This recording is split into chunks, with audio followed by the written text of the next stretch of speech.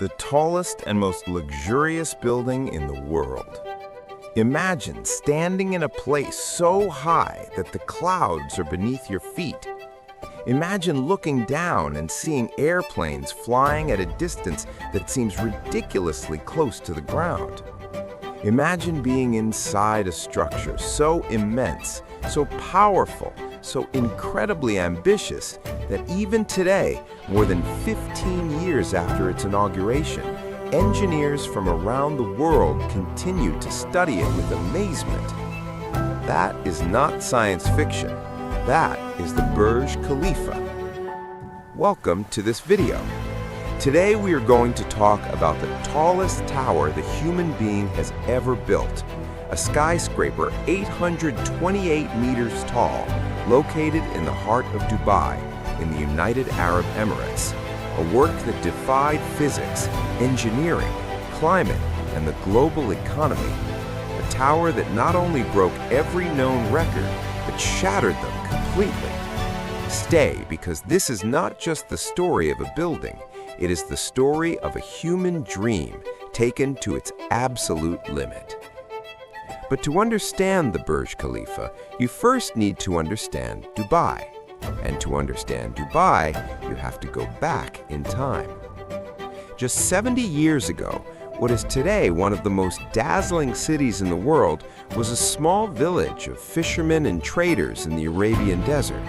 There were no skyscrapers, no seven-star hotels, no illuminated avenues or international airports, just sand, heat, and the Persian Gulf. The transformation began when oil was discovered in the region.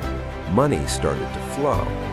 But the leaders of the United Arab Emirates, and especially those of Dubai, realized something that very few countries in the world have understood in time. Oil runs out, and when it does, you need something else to offer. That is how the vision of turning Dubai into a global center of tourism, business, and luxury was born. And for the world to set its eyes on this city, they needed something that no one could ignore. They needed a symbol. They needed the tallest building in the world. And so, in the year 2004, the company Emaar Properties officially announced that it would begin the construction of an unprecedented skyscraper in the center of Dubai. At that time, the tallest building in the world was the Taipei 101 Tower in Taiwan, standing 508 meters tall. The new Dubai project would not just surpass it, it would leave it completely behind. To design this tower, the architecture firm Skidmore, Owings & Merrill, known as SOM, based in Chicago, was hired. The lead architect was Adrian Smith, a man whose career had been defined by the design of imposing buildings, but who now faced the greatest challenge of his life. The question was not simply how to make a taller building. The question was how to make a taller building that was still functional, safe, livable, and of course, impressive. And that, in architecture, is a problem of brutal complexity. From the very beginning, the project was kept secret. For years, not even the final height of the tower was announced. This was not an accident. It was a deliberate strategy so that no competitor could design something taller before the Burj Khalifa was finished. So, how do you design something like that? Where do you even begin when you want to build the tallest building in history? The first major obstacle was the wind. At great heights, the wind does not just blow hard. It blows in unpredictable and dangerous ways. If a building has a regular shape, like a cube or a simple cylinder, the wind can create resonant vibrations that over time can damage the structure. It was exactly that problem that brought down the Tacoma Narrows Bridge in the United States in 1940, and the engineers never forgot it. To solve the wind problem, Adrian Smith and his team designed the tower with a Y-shaped floor plan, inspired by the Hymenocallis flower, a species of desert lily. This three-winged or petal shape has an extraordinary property. It confuses the wind. As the building rises, each section steps back slightly from the one below, creating an ascending spiral. This means that at every floor, the direction from which the wind strikes the structure is different. The wind can never build up its force consistently against the same surface. In tests with scale models in wind tunnels, the engineers confirmed that this shape dramatically reduced the wind forces on the structure. The building doesn't fight the wind, it tricks it. But the engineering did not stop there. The structural system is called the buttressed core. At the center of the building, there is a hexagonal core of ultra-high-strength reinforced concrete, which acts as the backbone of the entire structure. Around this core, the three wings extend and rest on perimeter columns. And beneath all of this, 192 concrete piles, each 50 meters deep, driven through the desert soil until they reach solid rock. That was on paper. Now came the hardest part, making it real. Construction officially began in January of 2004, and what followed was one of the most complex logistical efforts in the history of engineering. At the peak of construction, more than 12,000 people were working on the site at the same time, every single day. They came from dozens of countries: India, Pakistan, Bangladesh, the Philippines, China, Europe. 12,000 people working 12-hour shifts, 24 hours a day, 7 days a week. To lift construction materials, 22 cranes of the highest available technology were used. But here arises one of the most fascinating problems of the entire project. How do you get fresh concrete up to hundreds of meters in the air before it begins to set and harden? The answer was brilliant. A special mix of ultra-high-strength concrete was designed, with additives that delayed its setting time. This mix was then pumped vertically through pipes running up through the interior of the structure. Fresh concrete mixes were pumped up to 500 meters in height in a single operation. At that point in time, it was the world record for vertical concrete pumping. And heat was another enemy. In summer in Dubai, temperatures can exceed 50 degrees Celsius. At those temperatures, fresh concrete evaporates too quickly and loses strength. The solution was as simple as it was clever. The concrete was poured at night when the air was cooler, and it was mixed with chilled water and crushed ice to lower the temperature of the mix before pumping it. The pace of construction was staggering. At the best moments, the structure grew at a rate of 1.5 floors per day. For anyone who has watched a normal building go up, that sounds impossible, but it was real. Now it is time to talk about numbers, and you need to be prepared because these numbers are hard to process. The Burj Khalifa stands 828 meters tall. To put that in context, the Eiffel Tower, one of the most recognizable monuments in the world, measures 330 meters. You could stack 2 Eiffel Towers on top of each other, and you would still be 168 meters short of reaching the top of the Burj Khalifa. The building has 163 habitable floors. It has 57 elevators, including the fastest in the world at the time of its inauguration, which travel at 10 meters per second. That means you can go from the ground floor to the 124th floor in under a minute. The total structure weighs 500,000 tons.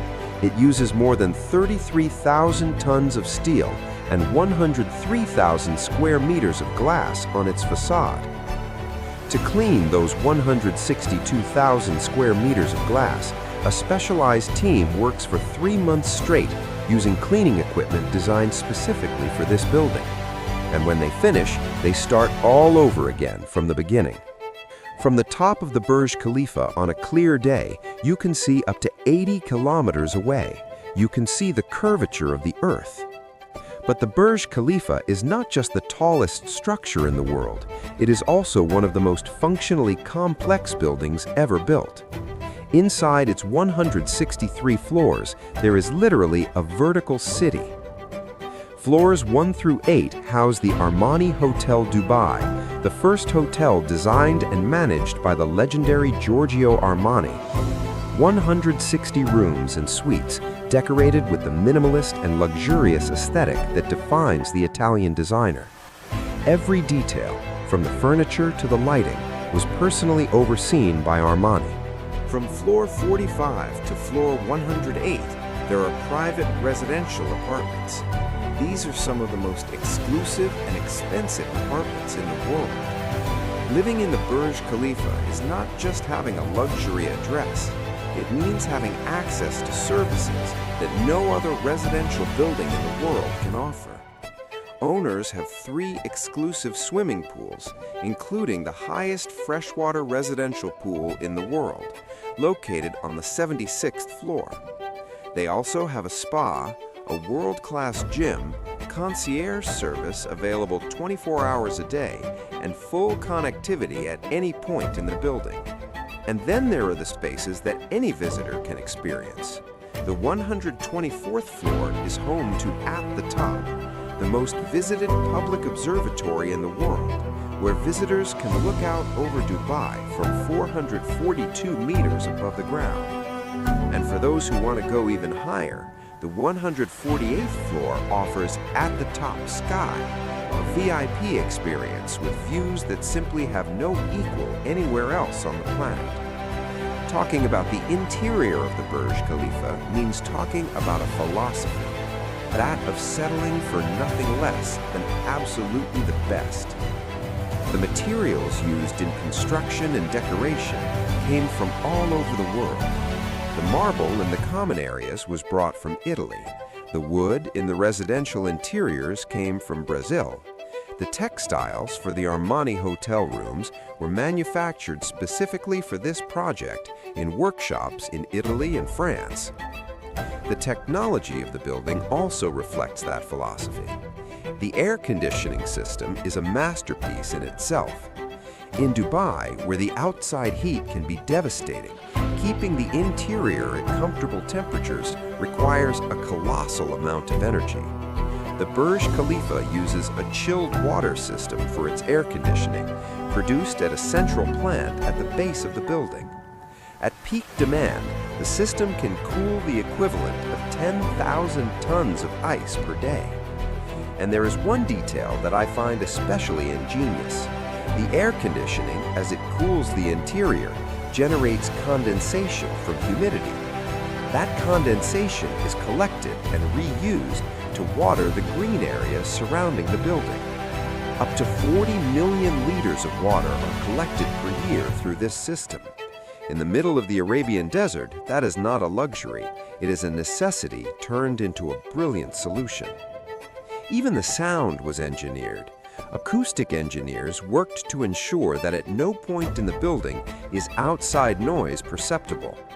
The facade glass, with multiple layers of acoustic and thermal insulation, acts as a total barrier between the chaos of the outside world and the serene, controlled interior of the tower. On the 4th of January 2010, the Burj Khalifa was officially inaugurated, and the ceremony was a spectacle broadcast live to the entire world. The original name of the project was Burj Dubai, meaning Tower of Dubai, but at the moment of inauguration, the name was changed to Burj Khalifa in honor of Sheikh Khalifa bin Zayed Al Nahyan, President of the United Arab Emirates and Emir of Abu Dhabi. And behind that name change, there is a story that very few people know. In 2008, when the world entered one of the worst financial crises in modern history, Dubai was also hit hard. The real estate sector collapsed. Emaar Properties, the company building the Burj Khalifa, faced serious difficulties in continuing to finance the project. It was at that moment that Abu Dhabi stepped in with a $10 billion aid package. Without that money, there is a very real possibility that the Burj Khalifa would never have been completed. It could have been left half-built, like an abandoned metal skeleton in the desert. The name change was Dubai's way of expressing its gratitude. On the night of the inauguration, the building was lit up with one of the most impressive fireworks and light shows ever seen. The event drew tens of thousands of people into the streets of Dubai and was watched by millions around the world. But what is it really like to live or work in the Burj Khalifa? Because that is something very few people know from the inside. Residents of the building, interestingly, do not feel like they live in an extraordinarily high place in their everyday life. The elevators are so efficient and silent that the vertical movement becomes invisible. The floors have standard ceilings, windows with glass that cannot be opened, and a general sense of a completely controlled environment. But there are experiences that are unique in the world. Residents of the highest floors see sunsets that no one else sees, because from such heights, the sun sets several minutes later than it does on the ground. On the 120th floor, a resident can watch the sun already set for the entire city of Dubai below, while from their window, the sky is still bathed in golden light. And then there is the weather phenomenon. When outside there are sandstorms covering the entire city, the contrast between the exterior chaos and the interior calm is almost surreal. The city disappears beneath a cloud of reddish dust, and from above, it looks as if the whole world has been erased. Workers who have their offices on the middle floors talk about a strange feeling experienced in the first few days, a slight discomfort when looking at the world from that height. Some describe it as a mild form of psychological vertigo. It's not exactly fear, it's more the awareness that what one is doing, existing at that altitude, is not what the human body was designed to do. And speaking of things that surprise you, the Burj Khalifa is not just the tallest building in the world. It holds a collection of records that spans categories ranging from the architectural to the truly unusual. It has the elevator with the longest vertical travel in the world, running from basement 4 all the way up to the 124th floor.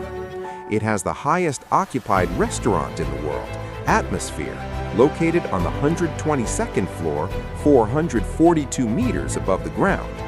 It has the highest residential swimming pool in the world, on the 76th floor. And it has the highest outdoor observation deck on the planet. But perhaps the most peculiar record is this. The Burj Khalifa was the setting for the largest fireworks display of its kind in history. During the New Year's celebration of 2014, more than 400 kilograms of pyrotechnic material were fired from the building's facade in a show that lasted several minutes and was recorded by millions of people. And there's another unusual record related to temperature. At the top of the Burj Khalifa, the average temperature is between 5 and 8 degrees Celsius lower than on the ground in Dubai. Not because it is winter, but simply because of the altitude. It is the only place in Dubai where you can genuinely feel cold in the middle of summer. Nothing lasts forever, and the Burj Khalifa's reign is being challenged. In Saudi Arabia, in the coastal city of Jeddah, the Jeddah Tower is being built. This project plans to exceed 1 kilometer in height, something no building has ever achieved. If completed as planned, the Jeddah Tower would take the title of the world's tallest building from the Burj Khalifa for the first time in its history. However, the project has faced enormous delays, financing problems, and technical complications. Experts have been predicting its completion for years and repeatedly pushing the date back. Meanwhile, the Burj Khalifa still stands, is still number 1, and continues to receive millions of visitors every year. And in Dubai itself, there are plans for new super-tall towers. The city does not seem to have any intention of giving up its position as the world capital of extreme architecture. There are projects underway that, if they come to fruition, will transform Dubai's skyline into something that today seems almost impossible to imagine. But regardless of what comes next, the Burj Khalifa has secured its place in history. It was the first to get where it got. It was the first to prove that human beings could build something that tall, and that, in the record books of civilization, cannot be erased. Beyond the numbers and the records, there's something the Burj Khalifa represents that transcends engineering. This building is the most ambitious statement Dubai has ever made to the world. We are here, we exist, we are capable of doing what no one else has been able to do. In a place that just a century ago was completely ignored on the maps of global power and development, today stands the tallest structure ever built by human hands. That says something about ambition. It says something about the will to transform reality. And it also says something about the price of those ambitions. The thousands of people who worked in extreme conditions to make it real, many of them migrant workers with contracts and working conditions that have been the subject of criticism and debate around the world. The Burj Khalifa is simultaneously a symbol of the best that human engineering can achieve, and a reminder of the social and economic complexities that hide behind every great work of civilization. It is grand and uncomfortable at the same time, and that duality, perhaps, is what makes it truly fascinating. We have talked today about 828 meters of steel, glass, and concrete. We have talked about wind and heat, engineering and ambition, records and luxury. But in the end, what the Burj Khalifa truly is this: proof that human beings are still capable of doing things that seem impossible. When someone stands on the observatory of the 148th floor and looks down and sees the entire city reduced to a miniature map, and sees the desert stretching as far as the eye can see, and feels the cold glass under their hands as the sun sets over the horizon of the Persian Gulf, in that moment, I believe that person feels something that has no easy translation. It is something between pride and humility, the awareness that you are at the highest point any human being has ever reached inside a structure built by their own hands, and that down there, in that tiny world, millions of people live their lives without knowing exactly how extraordinary it is to be where you are in that moment. That is the Burj Khalifa, not just a building, an experience, a reminder of how far imagination can go when it joins forces with determination.